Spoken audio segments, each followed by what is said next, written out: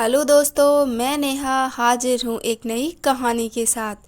हनुमान जी की दिव्य उधारी पढ़कर आनंद ही आनंद होगा जी। सब पर कर्जा हनुमान जी का, सब ऋणी हनुमान जी महाराज के।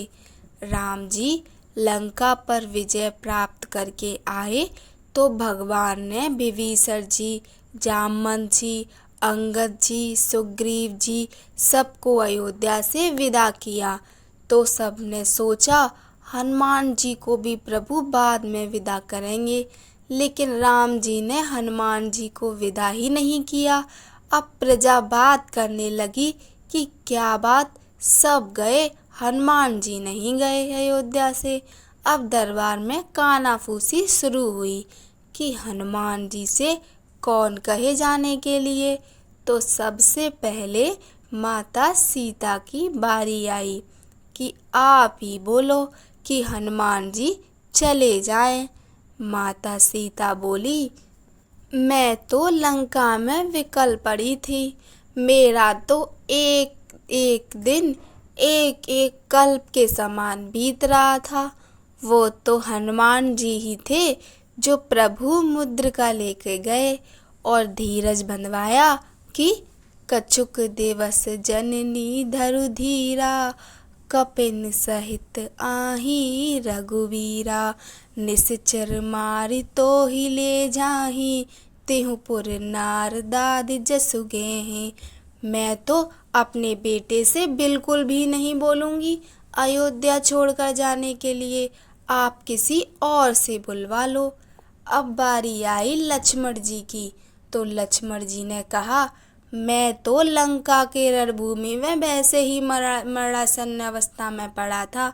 पूरा रामदल विलाप कर रहा था। प्रभु प्रलाप सुनी कान विकल, भय वानर निकर, आई गयु हनुमान जिमि, करुणा मह वीर रस। ये जो खड़ा है ना, वो हनुमान जी का लक्ष्मण है। मैं कैसे बोलूं, किस मुंह से बोलूं कि हनुमान जी अयोध्या से चले जाएं। अब बारी आई भरत जी की। अरे भरत जी तो इतना रोए कि राम जी को अयोध्या से निकलवाने का कलंक तो वैसे ही लगा है मुझ पर, हनुमान जी का सब मिलके और लगवा दो। और दूसरी बात ये है कि बीते अवधि रहीस जो प्राणा, अधम कवन जग मोहि समाना। मैंने तो नंदीग्राम में ही अपनी चिता लगा ली थी। वो तो हनुमान जी ही थे जिन्होंने आकर ये खबर दी थी कि रिपुरन जिति सुजस सुर गावत, सीता सहित अनुज प्रभु आवत।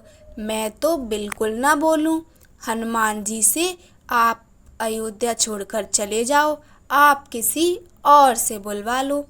अब बचा कौन, सिर्फ शत्रुघ्न भैया। जैसे ही सबने उनकी तरफ देखा तो शत्रुघ्न भैया बोल पड़े, मैंने तो पूरी रामायण में कहीं नहीं बोला, तो आज ही क्यों बुलवा रहे हो, और वो भी हनुमान जी को अयोध्या से।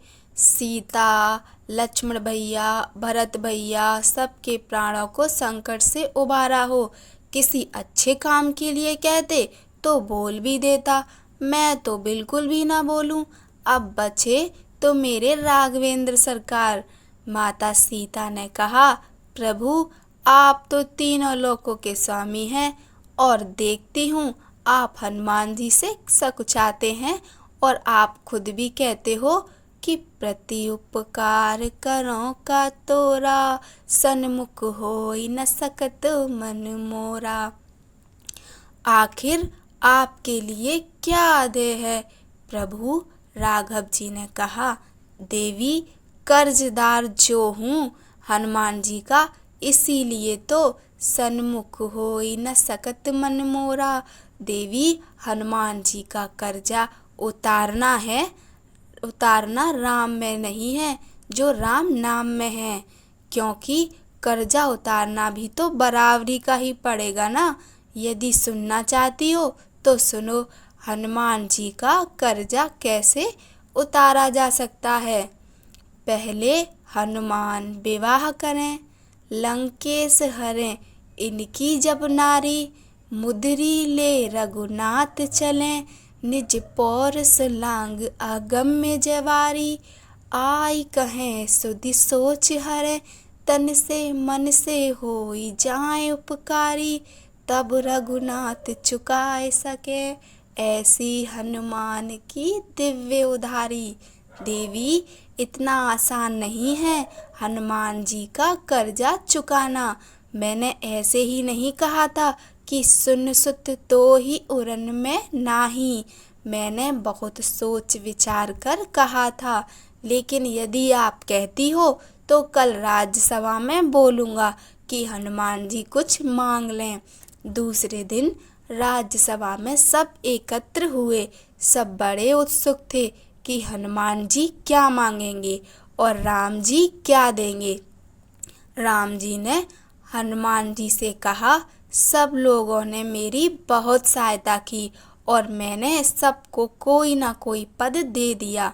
विभीषण और सुग्रीव को क्रमशः लंका और किष्किंधा का राजपद, अंगद को युवराज पद, और तुम भी अपनी इच्छा बताओ। हनुमान जी बोले, प्रभु, आपने जितने नाम गिनाए उन सबको एक एक पद मिला है, और आप कहते हो तै मम प्रिय लक्ष्मण ते दूना, तो फिर यदि मैं 2 पद मांगू तो। सब लोग सोचने लगे, बात तो हनुमान जी भी ठीक ही कह रहे हैं। राम जी ने कहा, ठीक है, मांग लो। सब लोग बहुत खुश हुए कि आज हनुमान जी का कर्जा चुकता हुआ। हनुमान जी ने कहा, प्रभु, जो पद आपने सबको दिए हैं उनके पद में राजमद हो सकता है, तो मुझे उस तरह के पद नहीं चाहिए जिसमें राजमद की शंका हो। तो फिर आपको कौन सा पद चाहिए। हनुमान जी ने राम जी के दोनों चरण पकड़ लिए। प्रभु, हनुमान को तो बस यही 2 पद चाहिए। हनुमत सम नहीं कोउ बड़ भागी, नहीं कोउ राम चरण अनुरागी। जय श्री राम। कहानी अच्छी लगी हो तो लाइक कीजिए, चैनल को सब्सक्राइब कीजिए। धन्यवाद। जय श्री राम।